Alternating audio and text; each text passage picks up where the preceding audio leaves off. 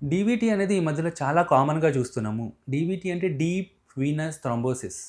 అంటే మన కాల్లో డెప్త్‌లో ఉన్న వెయిన్స్‌లో క్లాట్ రావడం. ఇట్లాంటి క్లాట్ ఎప్పుడైనా వస్తే ఫస్ట్ సింప్టమ్ ఏంటంటే పేషెంట్ పెయిన్ కంప్లెయింట్ చేస్తారు. అసలు కాల్లో నొప్పి ఉంది. దాంతో పాటు వాపు స్టార్ట్ అయింది.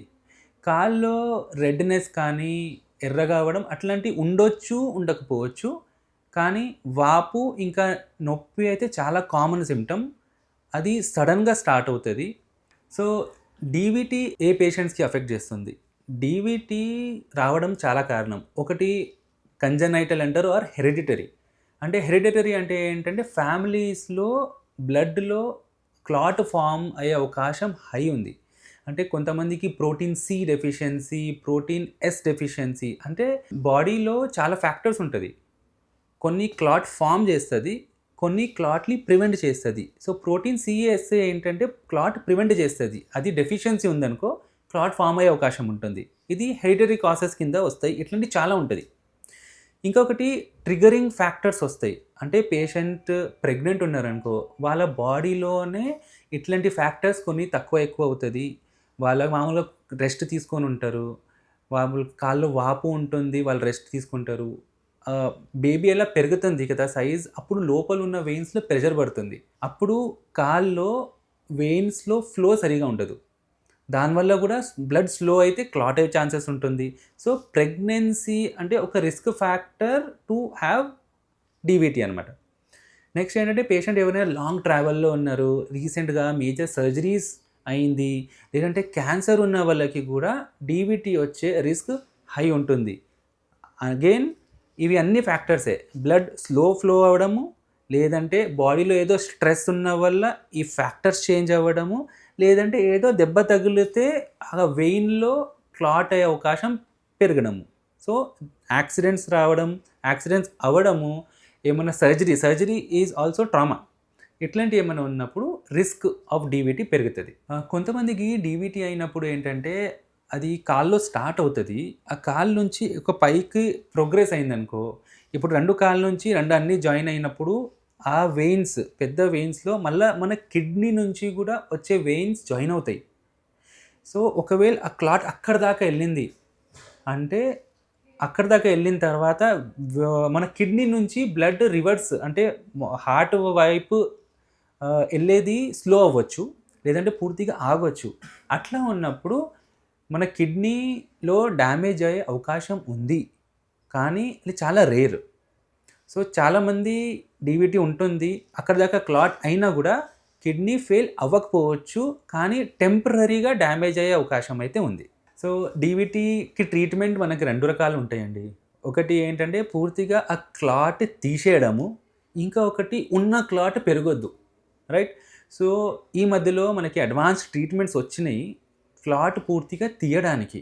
ఆల్మోస్ట్ 80-95% వరకి క్లాట్ తీయొచ్చు. సో, క్లాట్ తీయడానికి అడ్వాన్స్డ్ ప్రొసీజర్స్ మన చిన్న హోల్ ద్వారా చేసేస్తాము. పెనంబ్రా కానీ, యాంజియోజెట్ కానీ, థ్రాంబోసక్షన్స్ కానీ, థ్రాంబో యాస్పిరేషన్స్, కేథెటర్ డైరెక్టర్ థ్రాంబోలైసిస్ ఇవన్నీ అడ్వాన్స్డ్ ప్రొసీజర్ నేమ్స్. సింపుల్‌గా అర్థం చేసుకోవాలి అంటే ఏంటంటే, ఆ కేథెటర్స్ ద్వారా లోపలెళ్ళి ఉన్న క్లాట్‌ని కరగాలి. దాంతో పాట తీసేయాలి. ఈ రెండిట్లు ప్రొసీజర్‌లో అయిపోతుంది. దీంతో పాట ఇప్పుడు ఆల్రెడీ ఉన్న క్లాట్ పెరగొద్దు.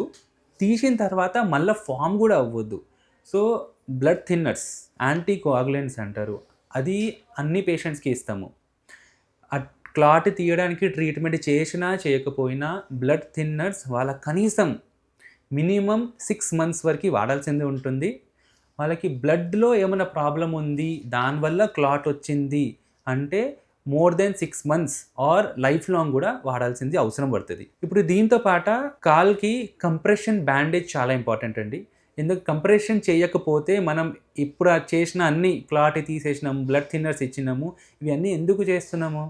ఎందుకంటే క్లాట్ వల్ల కాల్లో గూడా ప్రాబ్లమ్ రావొద్దు కదా! మనం హెల్తీగా నడవాలి, నొప్పి తగ్గాలి, దానివల్ల కాంప్లికేషన్స్ అవ్వొద్దు. ఇవి అన్నీ ప్రివెంట్ చేయాలి అంటే కంప్రెషన్ ఇంపార్టెంట్. కంప్రెషన్ చేస్తే కాలు మళ్ళా నార్మల్ సైజ్‌కి వచ్చే అవకాశం ఉంటుంది. కాల్లో పెయిన్ ఉండదు. ఫ్యూచర్‌లో కాంప్లికేషన్స్ అవ్వవు. So, compression important. Last but not the least చాలా ఇంపార్టెంట్ అవాయిడ్ డీహైడ్రేషన్, అంటే మనం డీహైడ్రేషన్ అవ్వకుండా చూసుకోవాలి.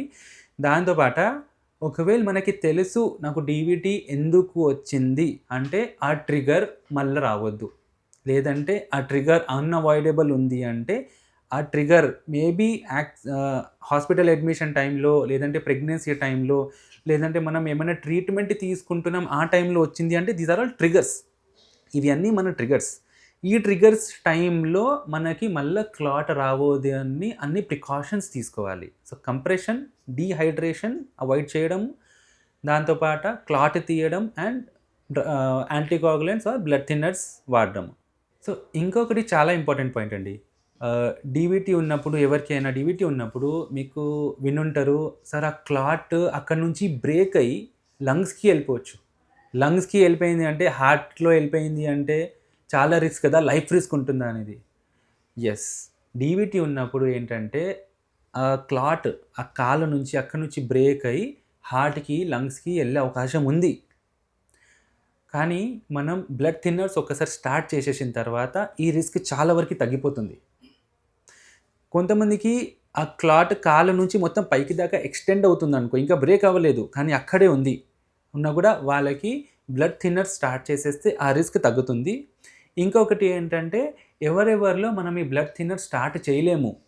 అంటే ఇప్పుడు ఏదో సర్జరీ ప్లాన్ ఉంది, లేదంటే పేషెంట్‌కి బ్లడ్ థిన్నర్స్ ఇచ్చినా కూడా క్లాట్ పెరుగుతుంది. అలా ఉన్న వాళ్ళకి ఐవీసీ ఫిల్టర్ అని ఒక ట్రీట్మెంట్ ఉంటుంది. అంటే ఒక ఫిల్టర్ ఉంటుంది. అది ఇక్కడ మెయిన్ వెయిన్‌లో ఏసేస్తే క్లాట్ బ్రేక్ అయినా కూడా పైకి హార్ట్‌లో కానీ, లంగ్స్‌లో కానీ ఎళ్ళకుండా ఉంటుంది. సో కొంతమందికి ఆ ఫిల్టర్ కూడా ఏయాల్సింది అవసరం పడుతుంది. సో మనం వరీ అవ్వాల్సింది ఏం లేదు. డీవీటీ ఉందంటే దానికి ట్రీట్మెంట్ ఉంది. దానికి కాంప్లికేషన్స్ ప్రివెంట్ చేయడానికి కూడా అన్ని ఆప్షన్స్ అవైలబుల్ ఉంది.